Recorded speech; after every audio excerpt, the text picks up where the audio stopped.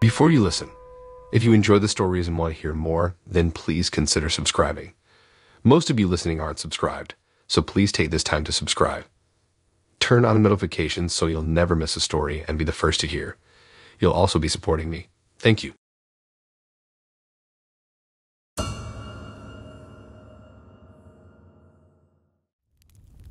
The morning I decided to sell my BMX on Craigslist, the sun was already high, painting the day with promises. It was one of those clear, crisp mornings where everything seemed right in the world, and I had no reason to suspect it would turn out any differently. The bike had been with me through thick and thin, a faithful companion on numerous adventures, but it was time to let it go. My living situation had changed and space was at a premium. Plus, I figured, why not let someone else enjoy it as much as I had? I placed the ad with a simple photo and description, pricing it to sell. The response came quicker than I expected. Maria seemed eager and straightforward in our exchanges, punctuating her messages with enthusiasm that felt genuine. We agreed to meet at a local cafe that doubled as a sort of community hub, thinking it would be a safe public place for the transaction. In hindsight, the choice of location was the first in a series of small decisions that felt right, but would lead to an outcome I couldn't have predicted. Arriving early, I leaned my BMX against a nearby lamppost and waited. The cafe was busy, a hum of activity and conversation that added to the day's upbeat feel. When Maria approached, something fell off immediately. She didn't match the pictures, not even remotely. It was more than just the normal discrepancies you chalk up to good angles or favorable lighting. It was as if a different person had shown up, wearing Maria's name like a borrowed coat. The moment she pedaled away, there was a flicker of doubt, but it quickly drowned in the ambient normalcy of the bustling cafe scene. People were engrossed in their own worlds, a comforting reminder that life's regular programming was still on. I found myself distracted by the mundane but charming antics of a young boy in pursuit of a pigeon, his laughter punctuating the air every time the bird took flight, always just out of reach. It was a moment of pure, unadulterated innocence, one that momentarily eased the growing anxiety in my chest. But as the minutes stretched longer than they had any right to, unease began to weave its way back into my consciousness. The surrounding laughter and chatter of the cafe patrons, once a source of comfort, now seemed distant, muffled by the realization that something was amiss. I checked my phone incessantly, as if the act itself might hasten her return, but there was nothing. No sign of Maria, no trace of my BMX. The world around me continued unabated, unaware of the small drama unfolding on its periphery. Deciding to check the bag, hoping for some clue as to who she was or perhaps evidence of a misunderstanding, I found myself hesitating.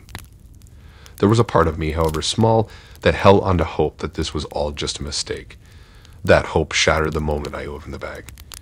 Inside, meticulously cut pieces of cardboard filled the space, a cheap ruse designed to give the bag weight to lend credibility to her lie. The realization hit with the subtlety of a freight train. In that moment, the cafe, the laughter of the sunlight, it all felt surreal, like a scene from a movie I'd suddenly found myself in. The feeling of betrayal was acute, not just because of the bike, but because of the trust I'd unwittingly placed in a complete stranger. The act of deception, carried out so brazenly in broad daylight, among witnesses oblivious to my plight, was a bitter pill to swallow. I remember standing up, the weight of the bag in my hand, a stark reminder of the reality I was now faced with. The normalcy of the scene around me clashed violently with the turmoil I felt inside. Questions raced through my mind, each one a loop of what-ifs and could-haves. How could I have been so foolish? Was there a moment when I could have seen through her deception? The questions were endless, each one a needle pricking at my conscience. I remember the walk home, the feeling of disbelief mixed with a sort of numbness. The streets were the same, the people I passed no different, but something inside me had shifted. I went over the event again and again, trying to pinpoint the moment it could have gone differently, the signs I might have missed. The trust I placed so readily in a stranger felt stupid, a lapse in judgment I couldn't quite reconcile with the caution I thought I possessed. Reporting the theft felt like going through the motions, a necessary step that offered little in the way of consolation. The officer's sympathetic yet resigned demeanor told me all I needed to know about the chances of recovery. It was a small loss in the grand scheme of things, but it felt significant, a reminder of vulnerability I wasn't prepared to confront. The realization that I had been so easily duped in such a public manner was difficult to come to terms with. It was a harsh lesson in the realities of trust and deception, one that left me questioning my own judgment and the intentions of those I interact with in the digital world. The loss of the BNS was significant, but the loss of innocence, of belief in the inherent goodness of people, was far more devastating.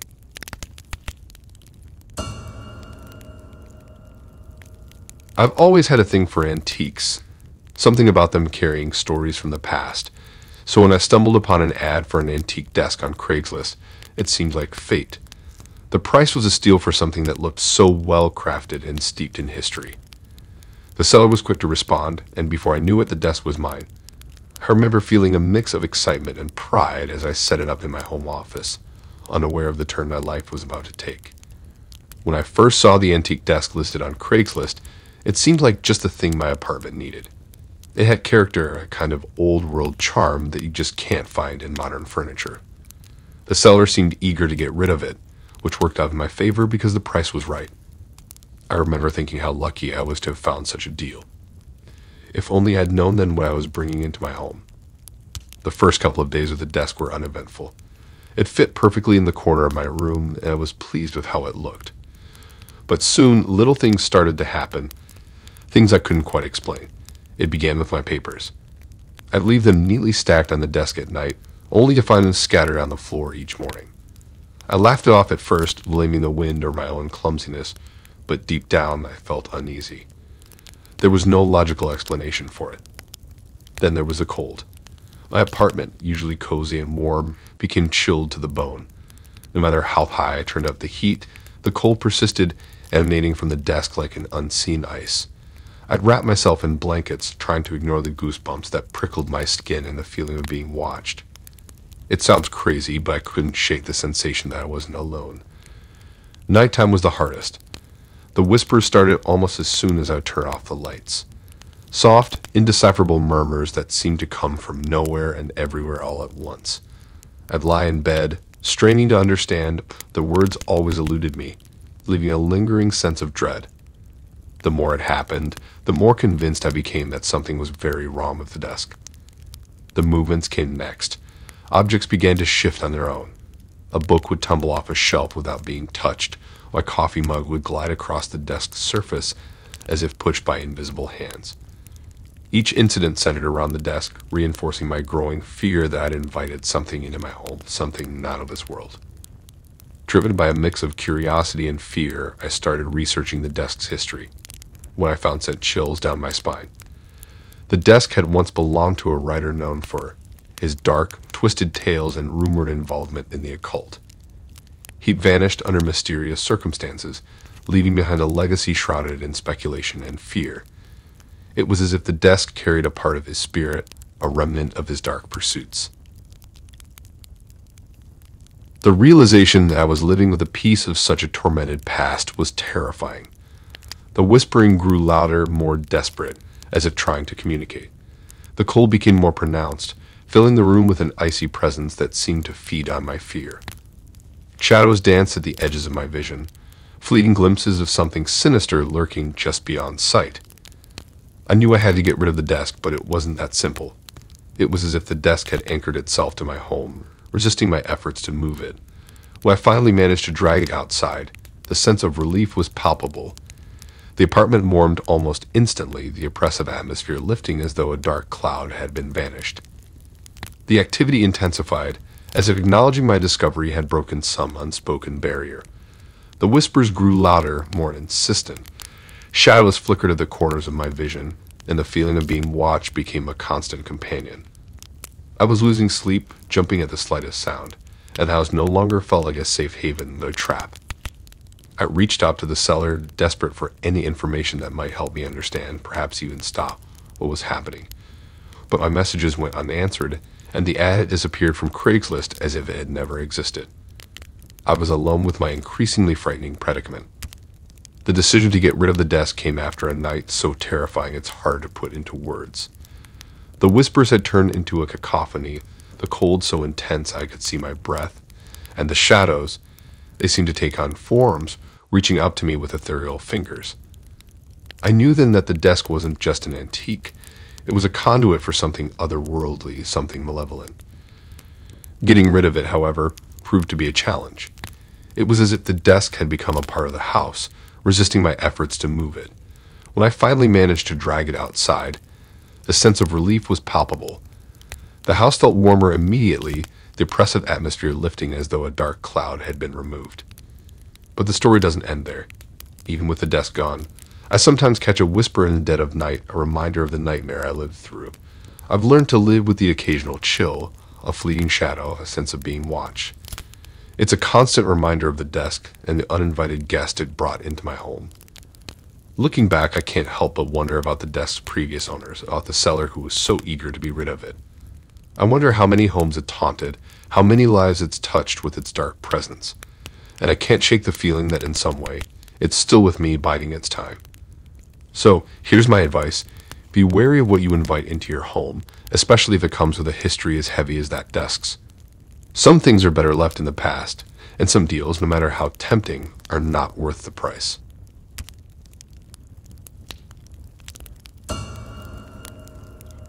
Scoring a job had become my daily grind, hitting refresh on job boards like it was going to magically change something.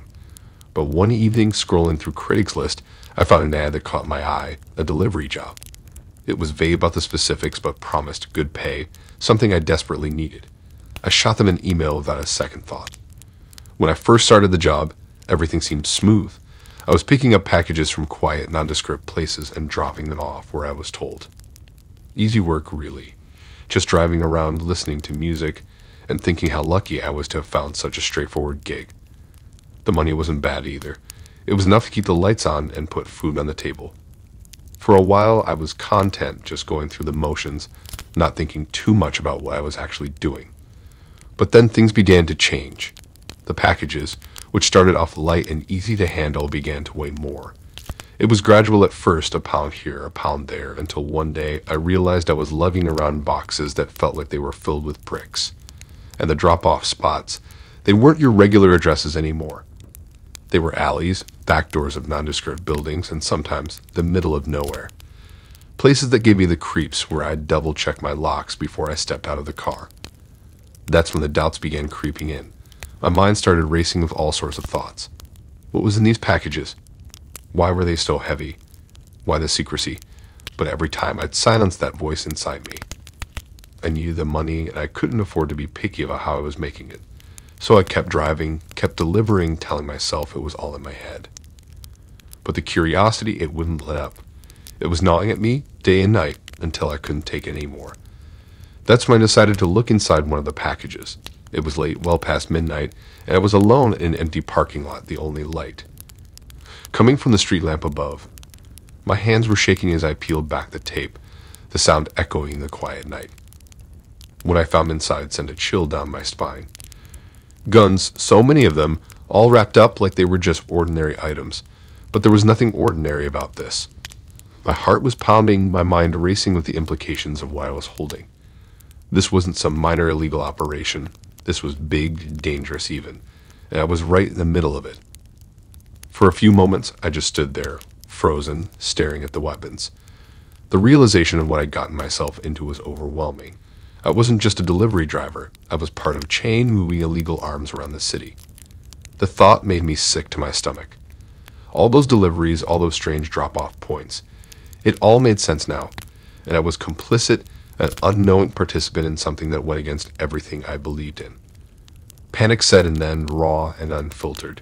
What if I got caught? What if someone had seen me open the package? The risks, the potential consequences, it was all too much. I wrapped the guns back up, taped the box shut, and left the parking lot as fast as I could amid a whirlwind of fear and regret. That night changed everything. I realized I couldn't keep doing the job, not with what I now knew. The risk, the moral conflict, it was too great, but quitting wasn't going to be easy. I was in deep, and I wasn't sure how to get out without putting myself in even more danger.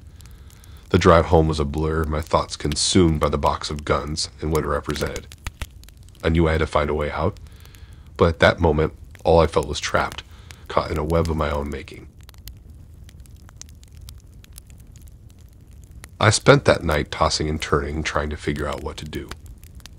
Quitting was the obvious choice, but fear of the unknown of the people I was working for kept me paralyzed. For a few more days I continued, each delivery feeling like I was rolling the dice with my life. It was clear I had to stop. The dread of getting caught by the cops, or worse, whoever we were stealing from, outweighed the need for quick cash. Quitting wasn't as straightforward as not showing up, though. I started by ignoring their calls, hoping they'd find someone else and forget about me. I ditched my old phone, moved out of my place, and crashed with a buddy who had no idea about the mess I was in. Laying low worked, sort of. The calls stopped, and life went back to a semblance of normality. The guilt and what-ifs gnawed at me. I'd been part of something that went against everything I stood for. The job I'd taken so lightly had weight and consequences that extended beyond just me. Reflecting on it now, it's a chapter of my life I wish I could rewrite. It taught me lessons the hard way, about desperation, about the lines we're willing to cross when pushed out the darker corners of the world that are just a Craigslist ad away. The job hunt continues, but with more caution and a reminder of the ordeal etched into my decision-making.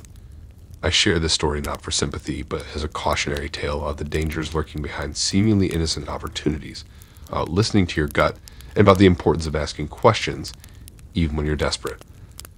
That Craigslist ad, a simple click that led me down a path I never expected, remains a stark reminder of how quickly things can spiral, of how easily we can find ourselves in over our heads. It's a lesson in accountability in the choices we make and in finding the courage to step back from the brink, no matter how far we've gone. So, here's to the lessons learned the hard way, to the second chances we give ourselves, and to the stories we share, hoping they might steer someone else clear of the mistakes we've made. I've always had a knack for finding treasures in the most unlikely places, so when I saw the ad on Craigslist for a car boot sale promising antique gems, I was intrigued. The seller had mentioned an antique box that caught my eye, described as a unique piece with a rich history. The price was right, and the idea of owning something with a story appealed to me, so I decided to check it out. The sale was held in an old, somewhat run-down neighborhood, with tables and cars spread out, each offering its own slice of the past. I found the seller's spot, and sure enough, there was the box. It was beautifully crafted, with intricate carvings that spoke of skilled hands and a bygone era. I paid without haggling. It felt like the box was meant for me. The journey back home with the box was filled with an innocent excitement, a stark contrast to the horror that awaited me. I admired the craftsmanship of the box, its surface etched with patterns that spoke of an artisan's skilled hands. My imagination ran wild with the kinds of secrets it might hold, treasures of a bygone era waiting to be rediscovered. Upon opening it, the sight that greeted me was grotesque, a stark violation of the mundane expectations I held. Human teeth, some yellowed with age, others startlingly white, lay scattered, their presence inexplicable, unsettling. In the ear, it was almost too much to comprehend, its reality clashing violently with the normalcy of my small, usually comforting apartment. The shock rooted me to the spot, my body refusing to obey any command to move, to react, to do anything but stare in horrified fascination. The decision to call the police felt like the only sliver of sanity in an otherwise insane situation. My fingers fumbled with the phone, the numbers blurring as my hands shook uncontrollably. The voice that answered my call seemed to come from far away, a lifeline thrown across a chasm of fear and disbelief. I stuttered through the explanation, my words tripping over each other in their haste to convey the gravity of what I had found. The wait for their arrival stretched into an eternity, each minute expanding to fill the space with heightened tension and fear. My apartment, once a sanctuary, now felt oppressive, each shadow a hiding place for unseen dangers. The wind's whispers seemed to carry voices, the creaks of the building morphing into stealthy footsteps. The box became the focal point of my dread, its contents a macabre reminder of the darkness that can lurk beneath the surface of everyday objects. When the police arrived, their presence was a jarring intrusion into my once peaceful home. They stepped into my living room with an air of routine efficiency that somehow made the situation even more surreal. As they examined the box, I watched their faces for any sign of what they were thinking. It was clear from their tight expressions and brief exchanges of looks that they were as shocked as I was, though they tried to maintain a professional facade. The atmosphere was charged with a silent tension. the seriousness of their investigation casting a shadow over the room. Their questions came at me fast, each one punctuated with an unspoken accusation, or so it felt. Where did I get the box? Had I met the seller before? Why hadn't I checked the contents before bringing it home? Their voices were neutral, but behind each question lay the weight of the horror we were all trying to comprehend. I answered as best as I could, my voice smalled, trying to dissociate from the nightmare unfolding around me. They took meticulous notes, their pens scratching on paper the only sound in the otherwise heavy silence. Carefully, almost reverently, they packed the box and its macabre contents into evidence bags, treating them with a level of respect that seemed at odds with the nature of the items. It was a surreal procession watching them carry the box out of my apartment, a bizarre funeral for my peace of mind, which I sensed might never fully return. The follow-up at the car boot sales location was like chasing a ghost. The once lively market had disappeared without a trace, leaving behind an empty lot that offered no clues. It was a dead end in every sense. The vibrant hustle and bustle I remembered now nothing more than a deserted space. The police canvassed the area, asking questions, looking for anyone who might remember the seller or the sale of the box. But it was as if the seller had vanished into thin air, taking with him any answers we might have hoped to find. The lack of information only served to deepen the mystery, leaving a void where there should have been answers. The aftermath was a blur of sleepless nights and jumpy days. My home no longer felt like mine, tainted by the memory of what I had found. I was haunted by the image of the teeth and the ear, their silent testimony to a story I could never hope to understand. The fear that the seller, angered by my call to the police, might seek retribution was a constant shadow, turning every knock at the door into a potential threat. I kept expecting the seller to show up, angry that I had involved the police, or worse, to claim back their horrifying keepsake. But there was nothing. No knock on the door, no calls, no explanation. The police investigation turned up little, with the seller's identity remaining a mystery. I couldn't ignore the feeling of being watched or followed, as if I know something I shouldn't, of not being alone in my own home. The memory of opening that box, of the shock and fear it brought, lingered like a shadow, tainting everything with its darkness. I found myself avoiding antique shops and car boot sales, no longer seeing them as treasure troves, but potential hiding places for other dark secrets. In time, the intensity of the fear faded, but the experience left its mark. I became more cautious, more skeptical of the stories hidden within the objects we cherish and collect. The antique box had promised a glimpse into history, but instead, it offered a stark reminder that some pasts are better left undiscovered, some secrets too dark to be brought into the light.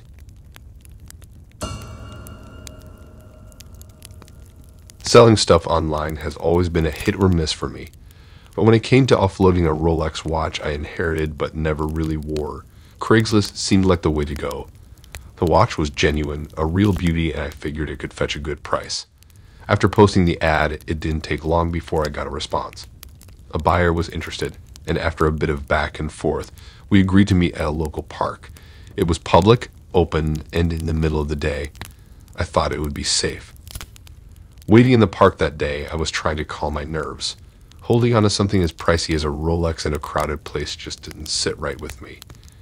Yet the laughter, the sunlight filtering through the trees, and the general buzz of a community enjoying a beautiful day out made me push those worries aside. It felt like any other day, with families and joggers and people out walking their dogs. The arrival of the buyer was unremarkable at first.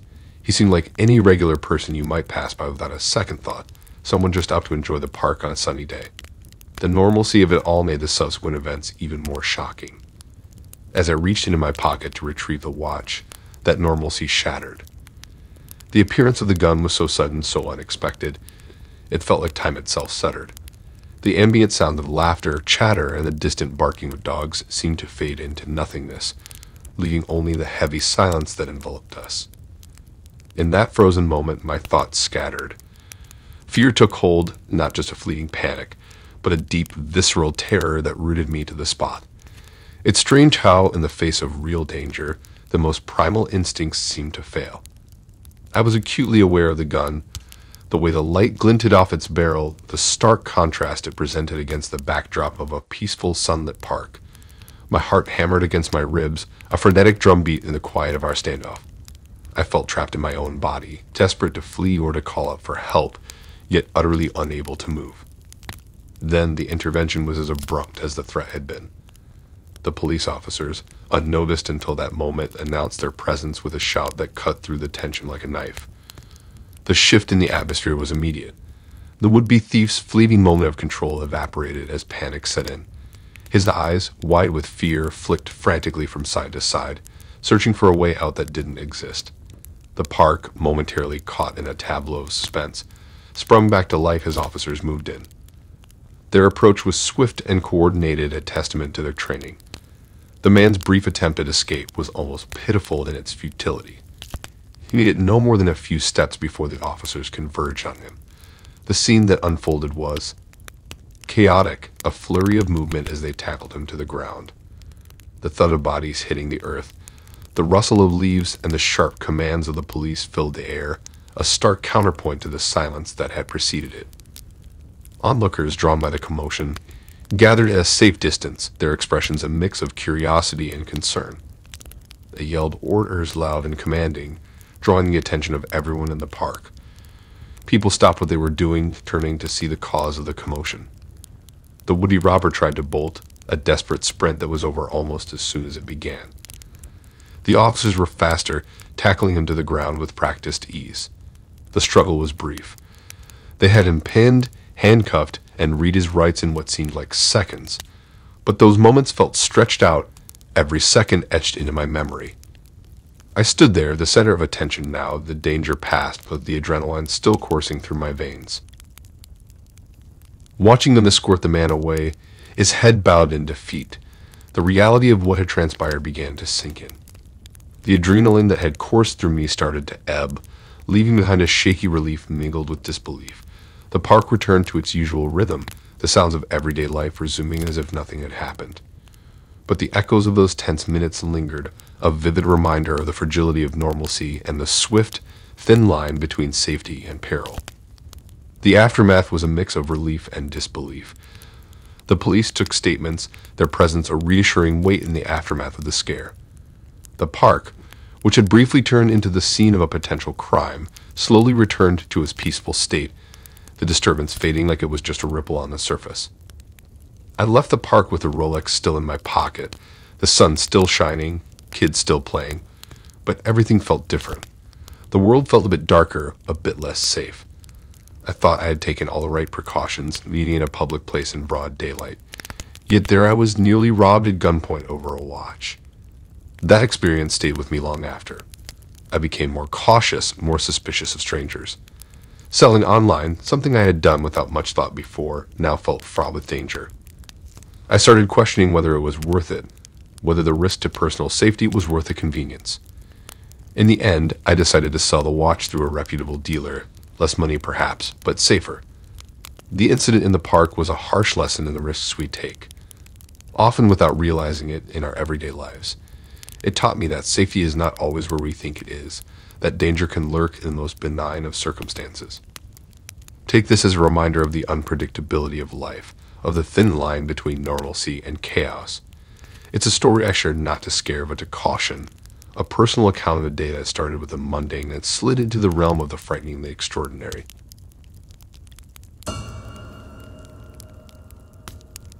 Ever since I was young, I've had this fascination with vintage electronics. Maybe it's the way they're built, with more attention to detail, or perhaps it's the stories they carry with them from a time long past. So it was no surprise that when I saw the Craigslist ad for an old-school CD player described as being in mint condition, my interest was instantly piqued. The ad was simple, no frills, just a picture of the CD player and a brief description. The seller mentioned it was part of his granddad's collection of electronics that he no longer had room for. The price listed was surprisingly low, practically a giveaway. It felt like I'd stumbled upon a hidden treasure, one that I was eager to claim as my own. We arranged to meet at a local coffee shop. The seller was a young guy, not much older than me, who explained he was clearing out his granddad's attic and needed the space. The CD player, he said, was just one of many items he'd found, and he was keen to see it go to someone who'd appreciate it. The transaction was quick and easy. I handed over the cash, a sum that felt almost too small for something of its apparent value, and took possession of the CD player. Holding it in my hands, I could feel the weight of its history, imagining the music and moments it had been a part of. Once I got home, I found the perfect spot for it in my living room, nestled among my other, more contemporary gadgets. There was something about its retro design that stood out, a piece of the past among the sleek lines of modern technology. It was a beautiful piece with a polished exterior that caught the light just right, and buttons that clicked satisfyingly when pressed. I couldn't wait to hear the quality of sound it produced to immerse myself in the auditory experience only vintage tech could offer. The moment I hit play on that CD player, the air in my living room seemed to thicken, charged with the anticipation of the unknown. The sounds that emerged were a far cry from the music I expected. Instead, a cacophony of haunting melodies and discordant noises filled the space, weaving together into an auditory tapestry that was as compelling as it was eerie. Among the chaos of sounds, snippets of old-time news broadcasts cut through, their crackly, distant voices recounting a tale of unimaginable disaster. It was like listening to a ghost story, only this one was real, anchored in the events of the 1920s. The narrative unfolded bit by bit, each detail more horrifying than the last. Fires raging out of control, people screaming in the streets, a building collapsing into rubble. It was a depiction of a city caught in the grip of catastrophe, a snapshot of human vulnerability against the forces of chaos. But the CD did more than just recount the events. It brought them to life in my mind's eye. With each sound, images formed, shadowy figures running from encroaching flames, historic buildings crumbling to the ground, a community plunged into the darkness of despair. It was as if the CD served as a portal, a bridge across time that allowed me to witness a tragedy that had long since been buried in the annals of history. The vividness of these mental images left me shaken, the line between past and present blurred by the power of sound. The silence that followed the end of the recording was almost deafening in its intensity. I sat there, grappling with a myriad of emotions: shock, sorrow, an overwhelming sense of unease. It wasn't just the content of the CD that unsettled me. It was the realization that such a significant piece of history had been forgotten, reduced to an obscure recording hidden away in an old CD player. The need to understand why this CD existed, why it had come into my possession, consumed me. It felt like a responsibility had been thrust upon me, a duty to uncover and acknowledge the tragedy it represented. Driven by a mixture of curiosity and a sense of obligation, I delved into the local history, seeking out any reference to the disaster depicted on the CD. My search led me to the archives, where I pored over newspaper clippings, old photographs, and dusty records. Each piece of information added depth to the story, painting a picture of a city caught in a moment of devastation. The disaster, it turned out, had struck without warning, leaving a path of destruction in its wake. Families were torn apart, landmarks were reduced to rubble, and the very fabric of the community was altered forever. Sleep didn't come easy that night. Every creak of my old apartment sounded like footsteps, every gust of wind a whisper from the past. The CD player, now a relic of a bygone tragedy, sat silently in the dark, its presence a constant reminder of the story it held within. The next day, driven by a need for answers, I reached out to the seller, asking about the CD player and the CD inside. But my messages went unanswered in a week. Later, the Craigslist ad had disappeared as if it had never been. I was left with more questions than answers, the mystery of the CD and its tragic tale swirling in my mind. The CD player and the CD itself became more than just objects in my possession. They were keepers of history, vessels containing the echoes of a past that refused to be silenced. The experience of uncovering the story behind the recording changed me, leaving me with a deeper appreciation for the power of memory and the importance of preserving our collective history.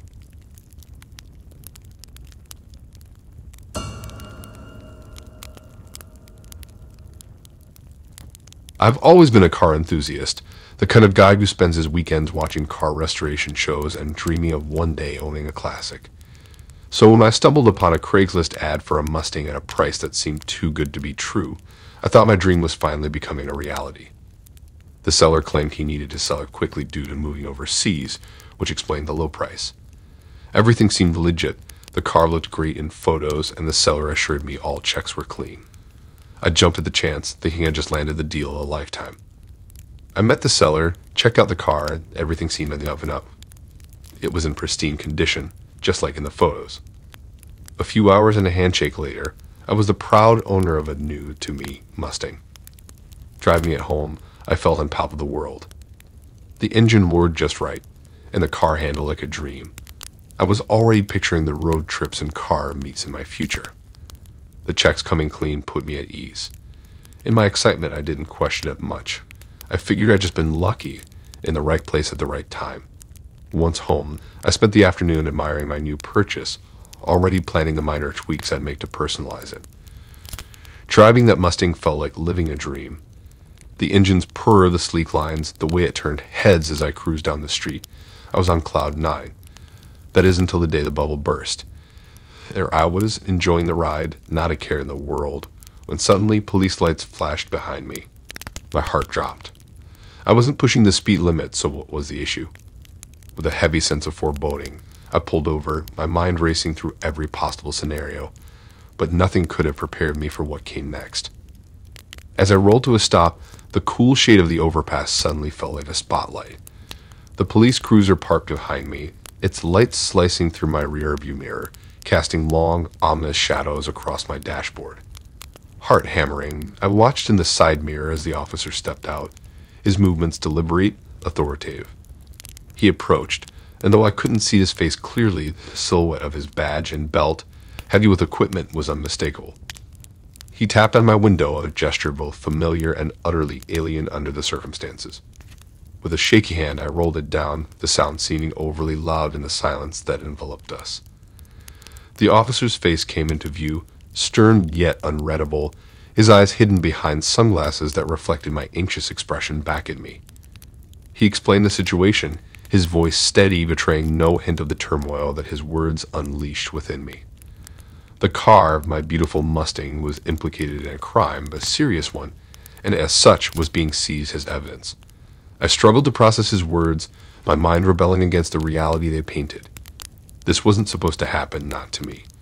I checked everything, hadn't I?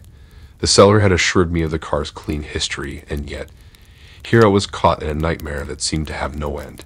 The officer asked for my documents, and I complied mechanically, my thoughts in disarray. As I handed them over, questions tumbled out. How? Why? Was there some mistake? But the officer's responses were measured, giving nothing away. He mentioned the ongoing investigation, the necessity of seizing the car, and the importance of my cooperation. His tone suggested finality, a brick wall against which my confusion and fear crashed helplessly. Watching the officer inspect my documents, then call in the details over his radio, felt surreal. This was the scene from a crime drama, now my life. Yet the reality was undeniable. The tow truck's arrival jolted me further, its operator moving with practiced efficiency to secure my car, my dream, onto its bed. I stood there on the side of the road, a spectator to my own loss, as they prepared to drive it away. The officer handed back my documents, his expression softening slightly as he explained the next steps. I was to contact a specific department, provide my statement, and await further instructions. It was procedural, impersonal, and utterly devastating. As they drove away, taking the Mustang with them, the finality of the situation sank in. I was left standing there alone, the echo of the engine fading into the distance, a stark reminder of how quickly fortunes can change, how swiftly dreams can be dismantled. The days that followed were a whirlwind of confusion and frustration. I found myself in and out of the police station, recounting my story to skeptical ears, trying to untangle myself from a web I hadn't even known I was in. Each visit felt like a dead end, a loop of bureaucracy that offered no solace. The car, now a piece of evidence in a crime I had no part in, was beyond my reach. The realization that I was out of both money and car hit like a ton of bricks. Anger, embarrassment, and a profound sense of helplessness settled in. I'd played by the rules, done my due diligence, and yet here I was paying the price for a crime I had nothing to do with. Looking back, I realized that in my excitement I overlooked the red flags. The deal was too good to be true, and I should have been more cautious, demanded more proof, maybe even gotten the car checked by a professional myself. But the allure of owning my dream car clouded my judgment. I never got the Mustang back. The investigation concluded it had indeed been used in a serious crime before I bought it, leaving me out of pocket and without a car. The ordeal left me wary, more skeptical of seemingly great deals, and painfully aware of the darker side of online marketplaces. My dream of owning a classic car remains just that, a dream tempered by the reality of my Craigslist nightmare.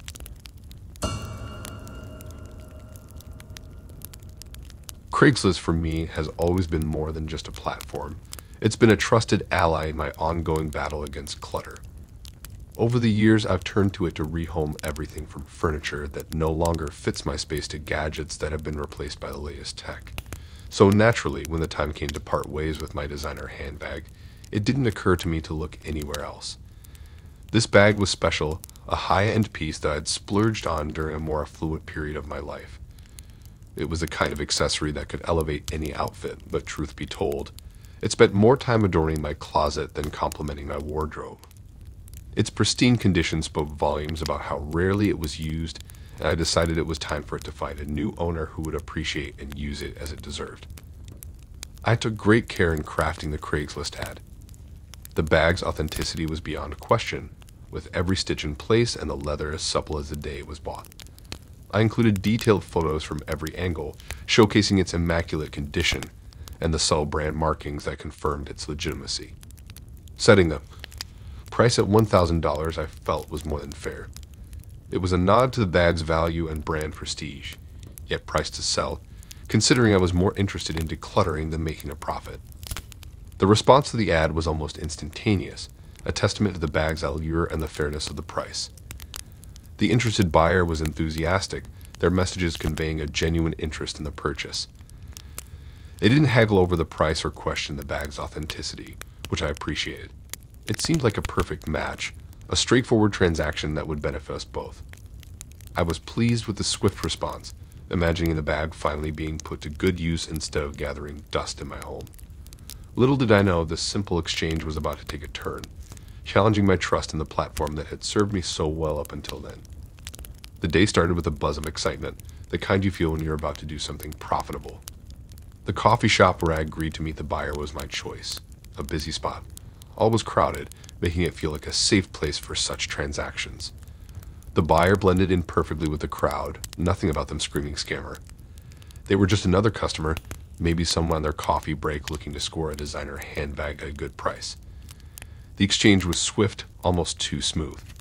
I handed over the bag, they gave me a wad of cash, and just like that, the deal was done. Walking away, the smile tugged at my lips, a mix of relief and triumph making the moment sweeter. I had done it, sold my luxury item, and the $1,000 in my pocket was the proof. The bank was my next stop, a routine errand that suddenly held much more significance. With each step towards the bank, I found myself daydreaming about what I'd do with the money. The bills felt heavy in my pocket, a tangible reminder of the successful sale. I imagined paying off a chunk of my bills, maybe even treating myself to something nice, a little luxury to celebrate the day's win. It was a beautiful plan, one that had me almost skipping to the bank's entrance. The line at the bank was typical for midday, not too long but enough of a wait to let my mind wander further into my financial fantasies. When it was finally my turn, I approached the teller with a casual confidence, ready to see my account balance tick upward. The small talk we engaged in was light, the kind of banter you expect in these mundane moments of adulting.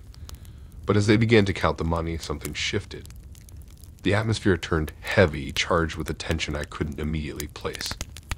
The machine they used to count the bills whirred ominously, and then, just as quickly as our conversation had started, it stopped.